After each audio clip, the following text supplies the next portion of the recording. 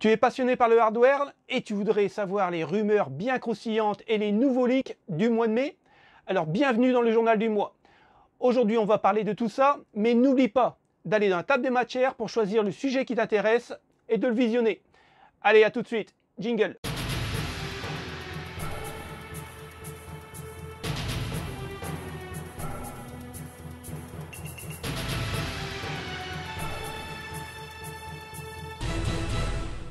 Ok, on commence le journal du mois avec les sorties des GeForce RTX 3050 et 3050 Ti.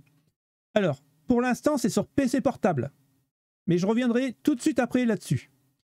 Qu'est-ce qu'on peut en dire? Ben en fait, comme on sait que les PC portables, on va dire 80% des PC portables qui sont vendus, sont en 1080p. Et les 3050 et 3050 Ti, c'est des cartes pour du 1080p. Ça ne va pas chercher plus loin. Parce que quand vous regardez les specs, franchement, ça ne fait pas rêver. Et si, et je dis bien si, les RTX 3050 vont sortir pour mettre dans nos PC fixes, si ils gardent les mêmes specs, franchement, ne les achetez pas. Hein, parce que c'est vraiment du foutage de gueule. On va rentrer en 2022 et il faut savoir qu'il n'y a que 4 Go de mémoire vidéo en GDDR6. Moi, je pense que au niveau des specs, ici, il faut s'attendre en comparaison à la même puissance qu'une RTX 2060. 6 Go. Mais franchement, pas plus. Alors, bien sûr, ils vont avoir la nouvelle technologie au niveau des composants, c'est-à-dire qu'on aura toujours les 3e générations de Tensor Core dans le ray tracing, ok. Mais à part ça, faire du ray tracing avec 4 Go de mémoire vidéo, je trouve ça un peu light. Alors pourquoi je disais tout à l'heure, ils le mettent pour l'instant que dans les PC portables? Parce qu'en fait, on a une autre news qui est ici, qui vient de Palit, et qui nous a sorti quand même pas mal de codes ici. Et en fait, tous ces codes-là, c'est pour des futures cartes graphiques. Donc, tout ne sera pas utilisé, bien sûr, mais on retrouve quand même pas mal de choses. Regardez. On sait très bien que la 3080 Ti va sortir normalement le 3 juin. La 3070 Ti une semaine après. Et voilà. On a la 3050 avec tous les noms de code. Donc tous les brevets déposés. Je pense qu'ils vont nous sortir la 3050 Ti pour mettre dans nos PC fixes. Alors, vous cherchez un waterblock super performant, pas très cher et avec du RGB. Alors, bienvenue chez Arctic. Ils ont enfin passé les Liquid Freezer 2 en RGB et en ARGB. En plus de ça, ce qui est vraiment bien, c'est qu'ils ont changé la pâte thermique d'origine qui était la MX4 qui était très très bonne, mais ils l'ont passée à la MX5. Et d'ailleurs, je vous mettrai une petite vignette dans le coin où j'avais fait une vidéo sur les pâtes thermiques qui est très intéressante à regarder. Je vous la conseille. Et en plus de ça, on est passé à 6 ans de garantie. Donc franchement, c'est le top. Pour le 240, en RGB, on est à 95 €. Donc c'est vraiment très raisonnable pour le performance qu'il nous donne. Après, 110 € pour la RGB. Moi, je pense que je vais me procurer la RGB. Ça sera pour ma future table de bench. Car je sais qu'avec ce genre de bloc, on va pouvoir overclocker. Alors, j'ai regardé un peu. Pour l'instant, il y a du stock sur Amazon, Material.net, tout ça. Mais le problème, c'est que ce n'est pas encore l'ARGB, c'est le bloc d'ancienne génération. Donc, moi, j'attendrai, voir un peu si le stock est bien sûr, s'il y en a et que le prix est vraiment correct, je le prendrai sûrement. Donc, si vous cherchez vraiment un bon bloc, très performant, même si vous voulez overclocker, n'oubliez pas que l'Arctic, il est très très bon. Et là, une petite news encore sympa. Asus a confirmé qu'il ne fait plus de carte mère en X570 avec des ventilateurs pour refroidir son chipset. Et ça, merci Asus. Car c'était trop bruyant et c'était vraiment disgracieux à mon goût. Maintenant, on va voir un refroidissement passif à la place du ventilateur et c'est bien vu. Alors, il y avait une carte qui le faisait, mais le problème, c'est que c'était la Crosshair et elle était trop chère. Mais c'est vrai qu'Asus l'avait déjà fait. Et maintenant que Asus a franchi le pas d'enlever ses ventilateurs, et ben en fait, toutes les grandes marques, MSI, ASRock, Gigabyte, vont le faire aussi. Et franchement, c'est une très bonne nouvelle parce que Je vois pas pourquoi ils ont mis un ventilateur là. Sans déconner, ça servait pas à grand chose. Un bon refroidissement passif, il y en a largement assez comme les B550. Les potes, on a enfin une date de sortie pour Battlefield 6. Andrew Wilson, le PDG de EA, a annoncé que ça sortirait pendant les vacances scolaires. Alors, il ne faut pas s'attendre, je pense, à juillet-août. Mais au mois de décembre, pendant les vacances de Noël, je pense qu'il va sortir. Et j'en suis même sûr. De toute façon, on s'attend toujours à des gros tics pendant la période de Noël, ce qui est normal. Maintenant, ils ne savent pas encore trop comment ils vont l'appeler, soit un Battlefield ou un Battlefield 6. Pour moi, je pense que ça va être Battlefield pour revenir aux origines d'un bon Battlefield Bad Company. S'ils veulent pas perdre de l'argent comme ils ont perdu de l'argent avec Battlefield 5, ils n'ont pas le choix de nous faire une bombe en jeu vidéo. La période de l'histoire, elle va se situer à peu près à l'ère modèle, mais on n'en sait pas trop. Et puis, oui, ce qui est pas mal non plus, c'est qu'il va tourner sur le Frostbite numéro 3, qui est un très très bon moteur graphique, donc ça c'est cool. Après, au niveau de la gestion du ray tracing, il va prendre l'arrivée du DLSS 2, donc peut-être qu'on aura vraiment une différence graphique au niveau de ça. Donc pourquoi pas, après jouer en ray tracing, c'est vraiment cool parce qu'on peut voir les ennemis directement dans les vitres des voitures ou dans les vitres de magasins, donc ça peut être vraiment un avantage. Il faut voir. On aura enfin une campagne solo, parce que je vous rappelle que le Battlefield 1 et 5, il n'y avait pas de campagne solo. Alors, encore une fois, on ne va pas pouvoir s'attendre à un super truc grandiose. Hein, généralement, les FPS et campagnes solo sont assez courtes. J'avais bien aimé la campagne solo du dernier Call of Duty, donc c'était cool. Maintenant, j'espère qu'ils vont être un peu au-dessus de Call of Duty. Donc, je l'attends avec impatience. Après, je sais qu'il y a un trailer qui a leaké, mais j'ai pas pu vous le retrouver. Si jamais je vous le retrouve, je le mettrai sur Twitter, car ça m'intéresse, mais je l'ai pas vu. Donc, je vais pas vous dire n'importe quoi, je sais pas de quoi ça parle. Alors, pour ceux qui ne savaient pas, IBM, en début du mois de mai, avait trouvé la solution pour graver des processeurs et des puces en 2 nanomètres, ce qui était vraiment formidable. Là, TSMC, en fait, a repris le travail du MIT pour graver ces puces et ces processeurs en 1 nanomètre. Ils ont la solution pour le faire.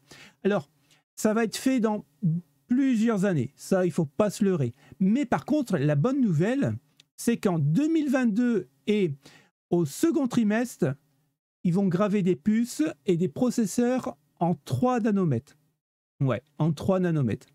Donc, je pense que ça va être en premier lieu pour les professionnels, mais un jour ou l'autre, ça va arriver sur nos futures machines de jeu. Donc, c'est une très très bonne nouvelle. Alors là, il y a une news qui vient de sortir et elle est complètement folle, mais alors dans le mauvais sens du terme pour nous. Gigabyte a eu la bonne idée de dire que tous ces composants qui étaient fabriqués en Chine sont de mauvaise qualité. Rien que ça, quoi. La faute grave qu'il ne fallait pas faire. Mais le monde entier produit en Chine. Donc j'espère qu'ils ont un plan B, parce que je pense qu'on aura des répercussions au niveau des tarifs Gigabyte. Il n'y en aura plus, ça va être une pénurie. Déjà, on est en plein dedans, mais là, ça sera encore pire. Et qui c'est qui va payer? C'est encore nous. Donc, les Chinois, qu'est-ce qu'ils ont fait à ton avis? Moi, j'aurais fait la même chose, hein, je ne les blâme pas, hein, bien au contraire. Hein. Ils ont dit, eh ben, il n'y a pas de problème, les principaux détaillants chinois vont retirer Gigabyte des chaînes de production. Donc, vous irez construire vos composants ailleurs, puisqu'on fait de la faible qualité. Rien que ça. Donc, je ne sais pas où ça va se terminer, cette affaire, mais je vois bien une grosse pénurie des composants Gigabyte, et puis surtout une hausse de prix élevée, pour nous, encore une fois. Donc, après la RTX 3050 Ti qui va sortir, encore une fois, n'achetez pas parce que ça va être vraiment une carte bas de gamme. Donc, ben voilà, Nvidia a son planning, et c'est ce que je disais dans le journal du mois de mai.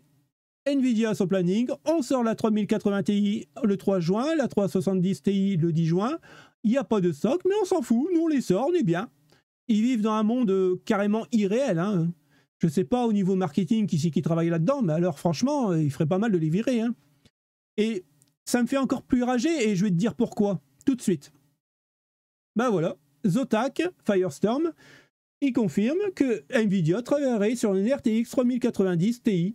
Parce que tu sais, on n'a pas assez de puissance, nous, avec les RTX 3090, déjà à la base, donc on va faire une Ti. Hein. Ah ouais. Tout ça parce qu'en fait, ils veulent concurrencer un peu la RX 6900 XT Silicium XCXH. Déjà, rien qu'AMD, pourquoi tu nous as fait cette carte, quoi. Donc, ben voilà, c'est le jeu où celui-là qui aura la plus longue, quoi. Encore une fois. Mais moi, ce qui m'interpelle un peu, c'est qu'ils ne pensent pas aux consommateurs. C'est-à-dire qu'ils vont lancer des produits, il n'y aura pas de stock ou alors très très peu et à des prix tellement affolants qu'il n'y aura que 2% des gamers qui vont pouvoir se les acheter. Et puis ben nous, le reste, ben, vous prendrez les restes et puis vous vous débrouillerez avec ça ou alors vous acheterez la prochaine génération des RTX 4000. Donc ben, encore une fois, c'est un coup de gueule, quoi.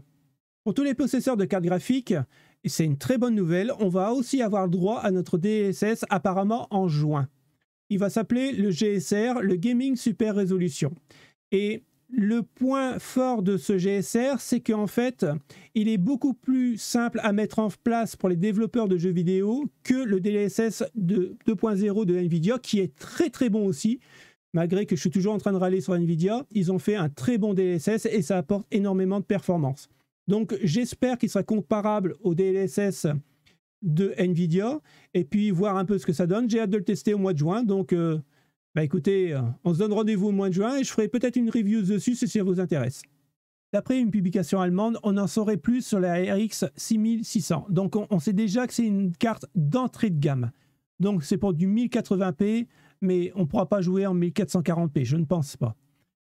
On sait qu'elle va consommer jusqu'à 65-95 watts maximum.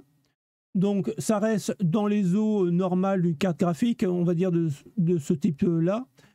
Après, en vitesse d'horloge, normalement, elle était prévue à 2684 dans les anciens leaks, mais maintenant, c'est rabaissé à 2350 MHz. Bon, pourquoi pas. Le GPU sera le Navi 23. On sait qu'il peut accepter 16 Go de VRAM, mais apparemment, elle s'est livrée avec 8 Go de VRAM, qui est vraiment pas mal par rapport à la concurrence, et elle serait en PCI 4.0. Donc, encore une fois, c'est vraiment à prendre avec des pincettes. On en saura plus avec l'annonce officielle qui sera faite normalement au mois de juin. Donc, à voir. J'avais parlé des cartes graphiques Intel au mois de mai, la DG2, mais aujourd'hui, ça se concrétise.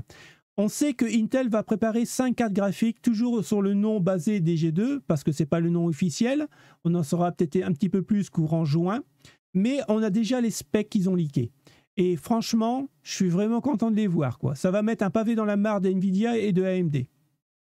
Donc, on a les mémoires vidéo. On sait que la très haute gamme sera à 16 Go, la haute gamme à 12, la milieu de gamme à 8 et les deux entrées de gamme à 4 Go de mémoire vidéo. Après, au niveau des fréquences, apparemment, ils disent que c'est entre 1 Go et 1 Go 8. Bon, c'est vraiment à prendre avec des pincettes.